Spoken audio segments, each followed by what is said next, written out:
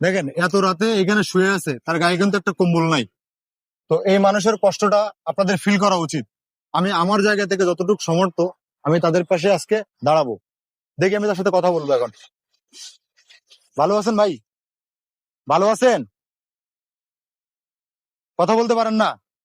দর্শক, এই অসহায় মানুষটি কিন্তু কথা বলতে পারে না, উনি কিন্তু বোবা। দেখেন উনি এই যে একটা প্লাস্টিকের বস্তা গায়ে দিয়ে কিন্তু উনি শুয়ে আছে। ওনার কিন্তু রাতে প্রচুর কষ্ট হচ্ছে। তো আমি আমার তরফ থেকে আজকে ওনাকে একটা শীতের কম্বল গিফট করব, অন্তত যেন আজকে রাতের মতো তার কষ্টটা লাঘব হয়।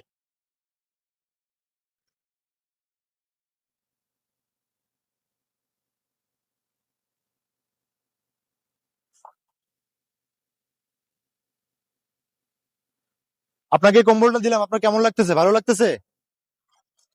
কম্বলটা যত্ন করে রাখবেন, ঠিক আছে?